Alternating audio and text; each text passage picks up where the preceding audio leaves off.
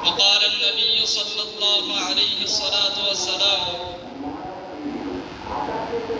العلماء ورثة الأنبياء أو كما قال النبي صلى الله عليه الصلاة والسلام الحمد لله ثم الحمد لله সকলে এদিকে দেখো আল্লাহ তাবারাকাহু ওয়া তাআলার দরবারে সকলে শুকর আদায় করি শুকরিয়া আদায় করি যে আল্লাহ পাক রব্বুল আলামিন আমাদেরকে বিগত এক বছর মেহনত করার পর মাদ্রাসায় সময় পুরা এক বছর কাটানোর পর মাদ্রাসার নিয়ম অনুযায়ী লিবাস অনুযায়ী তারতিব অনুযায়ী কাটানোর পর আবার পুনরায় ঈদুল ফিতর আদায় করার পর নতুন বৎসরের শুরুতে আল্লাহ পাক রব্বুল আলামিন আমাদের সকলকে একত্রিত করেছেন এজন্য সকলে শুকর আদায় করি আলহামদুলিল্লাহ আবারও শুকর আদায় করি এজন্য আল্লাহ পাক রব্বুল আলামিন প্রত্যেকটা ছাত্রকে প্রত্যেকটা এলাকা থেকে প্রত্যেকটা এলাকার সন্তান এবং আম মানুষ থেকে আল্লাহ পাক রব্বুল আলামিন অসংখ্য অগণিত মানুষ থেকে যাচাই করে বাছাই করে মেহেরবান করে দয়া করে আল্লাহ তাআলার শ্রেষ্ঠ স্থান পৃথিবীর শ্রেষ্ঠ স্থান আল্লাহর নবীর ঘর দ্বীনি এক মার্কাজ দ্বীনি এক এরাদা যেখানে আসলে আখিরাতের কিছু শেখা যায় আখিরাত পাওয়া যায় যেখানে আসলে দুনিয়ার লাভ লালসা থেকে বাঁচা যায় যেখানে আসলে গুনাহ থেকে বাঁচা যায় যেখানে আসলে হেদায়েতের পথ পাওয়া যায় সেই পথে আল্লাহ পাক রব্বুল আলামিন আমাদের সকলকে একত্রিত করেছেন এজন্য সবাই আবার বলি আলহামদুলিল্লাহ আমরা সকলেই জানি আমরা কেন এখানে একসাথে উপস্থিত হয়েছি বা এইভাবে বসছি আমরা বাৎসরিক পরীক্ষা দিচ্ছি সকলেই অক্লান্ত পরিশ্রম করে বৎসরে বাৎসরিক যে পরীক্ষা হয় সেই পরীক্ষার জন্য প্রস্তুতি গ্রহণ করে আমরা পরীক্ষা দিলাম সেই পরীক্ষার পর আবার নতুন বৎসরে আমরা এজন্য করছি যে পরীক্ষার আমরা কি ফল হইল সব কাজেরই ফল আছে যে যে কাজ করে সেই কাজের পর একটা ফল পাওয়া যায় যেরকম কোনো ব্যক্তি যদি এক মাস মানুষের বাসায় কাজ করে কাজ করার পর তার কিছু ফল দেওয়া হয় বা যে চাকরি করে চাকরির পর কিছু ফল দেওয়া হয় প্রত্যেকটা জিনিসের পর কিছু উপকৃত হয় বা কিছু পাওয়া যায় তৎপরে আমি যে পরীক্ষা দিলাম এত মেহনত করলাম এই মেহনতের পর আমি পরীক্ষা দেওয়ার পরে আমার কি রেজাল্ট আসলো কি ফল পায় সেজন্য এই পরীক্ষাটা পৃথিবীর শুরু লগ্ন থেকেই পরীক্ষা শুধু হাতে কলমে লেখার পরীক্ষা এই পরীক্ষা না এই পরীক্ষা আসছে আল্লাহ পাক রব্বুল আলামিন যখন আদম আলাইহিস সালাতু ওয়াস সালামকে সৃষ্টি করেছেন তার মাধ্যমে এই পরীক্ষা শুরু করেছেন আদম আলাইহিস সালাতু ওয়াস সালামকে আল্লাহ পাক রব্বুল আলামিন সৃষ্টি করার পরে তাকে অনেক কিছু শিখাইছেন শিখানোর পরে ফেরেশতাদের মাধ্যমে আল্লাহ পাক রব্বুল আলামিন তার মাধ্যমে ফেরেশতাদেরকে পরীক্ষা নিয়েছেন এমনকি আল্লাহ পাক রব্বুল আলামিন আদম আলাইহিস সালাতু ওয়াস সালামকে জান্নাতে দেওয়ার পর শয়তানে ওয়াসওয়াসা দেওয়ার পর আবার ঈমানি পরীক্ষা নিয়েছেন এমনকি আমরা যে কোরআনুল কারীমে নবীদের নাম শুনি ইব্রাহিম আলাইহিস সালাতু ওয়াস সালাম ইসমাঈল আলাইহিস সালাতু ওয়াস সালাম মুসা আলাইহিস সালাতু ওয়াস সালাম এমনকি শেষ পর্যন্ত আমাদের নবী মুহাম্মদ মুস্তাফা সাল্লাল্লাহু আলাইহি ওয়াসাল্লাম আগ পর্যন্ত যত নবী আসছেন সকলকে কোনো না কোনো ক্ষেত্রে কোনো না কোনো জিনিসের মাধ্যমে পরীক্ষা দিতে হয়েছে আমরা জানি আমাদের জাতির পিতার নাম কি মিল্লাতে আবিকুম ইব্রাহিম আমাদের জাতির পিতার নাম হলো ইব্রাহিম আলাইহিস সালাতু ওয়াস সালাম ইব্রাহিম আলাইহিস সালাতু ওয়াস সালামের সময় উনি নবী ছিলেন উনি নবী থাকা অবস্থায় আল্লাহ পাক রব্বুল আলামিন উনার মাধ্যমে অনেক পরীক্ষা নিয়েছেন অনেক অগণিত পরীক্ষা নিয়েছেন মুসা আলাইহিস সালাতু ওয়াস সালামের মাধ্যমে ঈমানি পরীক্ষা নিয়েছেন জাকারিয়া আলাইহিস সালাতু ওয়াস সালামের মাধ্যমে আল্লাহ পাক রব্বুল আলামিন ঈমানি পরীক্ষা নিয়েছেন ঈসা আলাইহিস সালাতু ওয়াস সালামের মাধ্যমে আল্লাহ পাক রব্বুল আলামিন ঈমানি পরীক্ষা নিয়েছেন এমনকি সুলাইমান আলাইহিস সালাতু ওয়াস সালামের মাধ্যমে ইউসুফ আলাইহিস সালাতু ওয়াস সালামের মাধ্যমে অর্থাৎ যত নবী রাসূল আসছেন সকলের মাধ্যমে কিছু না কিছু পরীক্ষা নিয়েছেন আমাদের নবী মুহাম্মদ মুস্তাফা সাল্লাল্লাহু আলাইহি ওয়াসাল্লাম ওনার 63 বছরের জিন্দেগিতে উনি অনেক পরীক্ষা দিতে হয়েছে বিশেষ করে ইমানি পরীক্ষা। কাফেরদের জুলুমের অত্যাচারে উনি অনেক অত্যাচারিত হয়েছেন। উনার 23 বছরের জিন্দিগি, 40 বছরের জিন্দিগি আর 23 বছরের জিন্দিগির মাঝে পার্থক্য হলো উনার 40 বছরের জিন্দিগি উনি মানুষের মাঝে অনেক সুন্দর জীবনযাপন করছেন।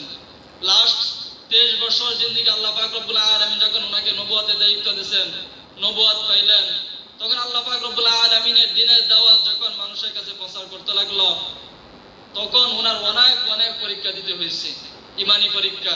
কাফেরদের কাছে যখন দাওয়াত নিয়ে গেলেন, কাফেররা প্রাথমিক অবস্থায় অনেকে মানে নাই, তখন না মানার কারণে সকলে পাগল বলে ওনাকে আখ্যায়িত করে এবং মারধর করত। অর্থাৎ সকলে যে লাইনে পরীক্ষা দিতে হয়েছে। অর্থাৎ আমরা যে খাতা কলমে পরীক্ষা দিলাম বা লেখাপড়া করে পরীক্ষা দিলাম, এটাই আসল পরীক্ষা না। আরো অনেক পরীক্ষা আছে। লাস্ট চূড়ান্ত ফাইনাল পরীক্ষা হলো আল্লাহ পাক রব্বুল আলামিন রাখছেন কালকে আমাদের ময়দানে। আল্লাহ পাক রব্বুল আলামিন বলেন, আমি তোমাদেরকে দুনিয়াতে পাঠাইছি, তোমরা দুনিয়াতে প্রত্যেকটা জিনিসের কিছু নিয়ম কানুন আছে। তোমরা 1 বছর লেখাপড়া করলা, 1 বছরের ভিতরে তোমরা পরীক্ষা দিলা, এবং কি তোমার যে এই নিয়মের ভিতরে তোমার যে জীবনটা কাটাইলা, যে যতটুকু জীবনটা কাটাইলা, 10 বছর, 15 বছর, 20 বছর, 25 বছর, এই এতটুকু সময়ের ভিতরে তুমি কি করলা, তুমি কতটুকু ফল উপভোগ করতে পারলা বা কতটুকু আমল করলা, বা আমি যে একটা নিয়ম দিছি বা একটা কিতাব দিছি, এই কিতাব অনুযায়ী তুমি কতটুকু আগাইতে পারছো। অর্থাৎ আমরা দুনিয়াতে যেরকম বাংলা বই পড়ি, ইংলিশ বই পড়ি, কোরআন শরীফ পড়ি, আমি যদি 10 পারা পড়ি, 10 পারার ভিতরে কতটুকু আমি ইয়াদ করতে পারছি, এর কতটুকুর ভিতরে পরীক্ষা হয়। বাংলার ভিতরে তোমার মনে হয় 65 পৃষ্ঠা পর্যন্ত সিলেবাস থাকে, তুমি 65 পৃষ্ঠায় তোমার পড়ানো হয়েছে বা তোমাকে দেওয়া হয়েছে, এই 65 পৃষ্ঠার ভিতরে তুমি কতটুকু আগাইতে পারছো, কতটুকু অর্জন করতে পারছো, এরকম পরীক্ষা হয়। তৎপরে আল্লাহ পাক রব্বুল আলামিন কোরআন কারীমে একটা কিতাব দিয়ে দিয়েছেন, তার ভিতরে তার কতটুকু তুমি মানতে পারছো বা তোমার কাজে লাগাইতে পারছো, এই বিষয়ে আল্লাহ পাক রব্বুল আলামিন কালকে আমাদের মাঝে আমাদের সকলকে পরীক্ষা নেবেন। এজন্য আমরা যেরকম ভাবে দুনিয়ার পরীক্ষার জন্য প্রস্তুতি গ্রহণ করতে পারছি, মেহনত করছি বা প্রস্তুতি গ্রহণ করি, মেহনত করি, সেরকম ভাবে আখিরাতের পরীক্ষার জন্য আমাদেরকে প্রস্তুতি গ্রহণ করতে হবে। আমাদের প্রস্তুতি কি? আল্লাহ পাক রব্বুল আলামিন তো আমাদেরকে যাচাই করে বাছাই করে মেহেরবান করে যেখানে আসলে দিনের আলো পাওয়া যায়, যেখানে আসলে নিচে উপকৃত হমু এবং সমাজকে উপকৃত করতে পারবো, সেই মার্কাজ আল্লাহ পাক রব্বুল আলামিন আমাদেরকে আনছেন। তোমার মতো আমার মতো অনেক মানুষ বে লাইনে আছে, বিভিন্ন লাইনে আছে, কেউ স্কুল কলেজে পড়তেছে, অনেকে পড়তেছে না। তাদের চাইতে আল্লাহ পাক রব্বুল আলামিন মেহেরবান করে আমাকে তোমাকে আল্লাহ পাক রব্বুল আলামিন এই রাস্তায় আনছেন। শুধু আনেন না, আল্লাহ পাক রব্বুল আলামিন তোমাকে অনেক সম্মানিত করছেন। কেমন সম্মান? তুমি যখন রাস্তাতে হাঁটা যাও, তখন আম মানুষ তোমাকে দেখলে হুজুর বলে ই করে, আখ্যায়িত করে। হুজুর বলে না তোমাদেরকে? কি বলে? হুজুর বলে, বা তোমাদেরকে সালাম দেয়, বাবা বলে, বা সন্তানের মতো তোমাদেরকে স্নেহ করে, আদর করে। তোমাদের মতো স্কুলে যারা ছাত্র আছে, বিভিন্ন ঘটনা, বিভিন্ন লাইনে, তারা বিভিন্ন প্রেক্ষাপটে পড়তেছে, তাদেরকে কখনো টিচার বলে, শিক্ষক বলে বা মাস্টার বলে ডাক দেয় না। ডাক দেয় এই ছেলে বা ওই পুরা, এইভাবে ডাক দেয়, বা তোমারে যেভাবে সম্মান করে থাকে এইভাবে সম্মান করে না। তৎপরে তুমি দেখো, তোমাকে দুনিয়াতে থাকা অবস্থায় মাদ্রাসা আসার পরে আল্লাহ পাক রব্বুল আলামিন তোমাকে সম্মান দিয়ে দিচ্ছেন। তোমার সম্মান কে জন্য পাইছো? প্রাথমিক তুমি সম্মান পাইছো নবীর সুন্নত, নবীর লেবাস লাগানোর কারণে তুমি সম্মান মর্যাদা আল্লাহ পাক রব্বুল আলামিন তোমাকে দিচ্ছে। এজন্য সকলে আমরা নতুন বৎসর আসছি, গত বছর আমরা পরীক্ষা দিছি, প্রথম সাময়িক পরীক্ষা দেওয়ার পরে আমাদের কি রেজাল্ট আসছে আমরা সকলেই জানি, বা আমাদের প্রথম সাময়িক পরীক্ষার পরে দ্বিতীয় সাময়িক পরীক্ষার জন্য কতদিন প্রস্তুতি গ্রহণ করছি বা কি রেজাল্ট আসছে আমরা সকলেই জানি, বা আমরা বাৎসরিক পরীক্ষা দিলাম, বাৎসরিক পরীক্ষার জন্য কতটুকু প্রস্তুতি গ্রহণ করছি, প্রস্তুতি গ্রহণ করার পর পরীক্ষা দেওয়ার পরে কতটুকু আমাদের ফল আসছে এখন আমরা জানতে পারবো। এই ফলের পরে আমরা সকলে ইরাদা নিব, ইচ্ছা নিব যে গত বছর যেভাবে চলে গেছে, হইতে পারে খেলাধুলায় বা গত বছর পুরাটা সময় কাজে লাগাইতে পারি নাই, যে কোনো কারণে মাদ্রাসার ত্রুটির কারণে হতে পারে বা আমার ত্রুটির কারণে হতে পারে বা যে কোনো কারণে হইতে পারে, এই বছর যেন আমার এই রেজাল্টের পরে যেন আমরা এই ইরাদা নিয়ে ইচ্ছা নেই যে আমার এই রেজাল্ট যদি আমি প্রথম স্থান হয়ে থাকি তাহলে আমার যেন এর থেকে আরো ভালো হয়। যদি এই প্রথম স্থান হয়, আমার গড় নাম্বার যদি 80 হয়, আগামীতে যেন আমার গড় নাম্বার 90 হয়। আমি প্রথম অধিকার করলাম, এক হইলাম, কিন্তু আমার গড় নাম্বার 60, 35, 40, 30 বা 20, কিন্তু এটার দ্বারা কোনো ফায়দা নাই। আমি চেষ্টা করবো প্রত্যেকটা সাবজেক্টে যেন 90 থেকে 99-এর ভিতরে পাই। কথা বুঝে আসছে? যারা 2 হইবা তাদের একটা থাকবে, আমি 2 হয়েছে, আগামীতে যেন আমি 1 হইতে পারি। যারা 3 হমু তাদের ভিতরে একটা থাকবে, আমি মেহনত করলাম, আর অল্প জন মেহনত করে তো অবশ্যই আমি যে প্রথম স্থান আছে সেই স্থানে আমি অবশ্যই যেতে পারবো। আর যারা 1, 2, 3 এর ভিতরে থাকতে পারি না, আমরা আরো বেশি মেহনত করব। আমার ভাই একসাথে থাকি, একসাথে খানাদানা করি, একসাথে ঘুমাই, একসাথে চলাফেরা করি, সবকিছু আমাদের একসাথে একটা ফ্যামিলির মতো হয়। তো সে প্রথম স্থান অধিকার করলো, সেও মায়ের সন্তান, বাবার সন্তান, আমিও মায়ের সন্তান, আমিও বাবার সন্তান। তার পিছে যেরকম ভাবে তার বাবা মা টাকা খরচ করতেছে, তার পিছে যেরকম ভাবে উস্তাদরা মেহনত করতেছে, সেরকম ভাবে তার পিছে তো আমার পিছে তো উস্তাদরা সেইভাবে মেহনত করতেছে। আমার পিছে তো আমার বাবা মা আমার পিছে মেহনত করতেছে, টাকা খরচ করতেছে। আমি চেষ্টা করবো, ইচ্ছা নিব, সে যেরকম ভাবে প্রথম স্থান, দ্বিতীয় স্থান, তৃতীয় স্থান অধিকার করছে, আমিও যেন 1, 2, 3 এর ভিতরে সিরিয়াল রাখতে পারে। পারবো না ইনশাল্লাহ?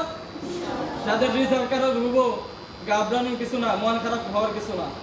এই পরীক্ষা এটা মনে হয় একটা লটারির মতো। অনেকেই আছে ভালো লেখাপড়া করার পরে, মেহনত করার পরেও তাদের রেজাল্ট খারাপ হয়, তাই না? আবার অনেকে আছে তাদের মেধা ভালো, অল্প মেহনতে অনেক কিছু হয়ে যায়। যারা পরীক্ষার রেজাল্ট খারাপ হইব তাদের কাছে আমার অনুরোধ রইল যে তুমি যেন আগামী পরীক্ষার ভিতরে এই আরাধা নেও। ও যেরকম ভাবে 1 হয়েছে, আমারও 1 হইতে হইব। ও যেরকম ভাবে 2 হয়েছে, আমারও 2 হইতে হইব। ও যেরকম ভাবে 3 হয়েছে, আমারও 3 হইতে হইব। পারবো না ইনশাল্লাহ? পরিশেষে মাদ্রাসার যে নিয়ম কানুন আছে, বিশেষ করে নতুন বৎসরের নিয়ম কানুন আমরা সকলে শুনছি। চেষ্টা করব মাদ্রাসার নিয়ম কানুনের ভিতরে জীবন যাপন চলাফেরা করা। কারণ তুমি যদি তোমার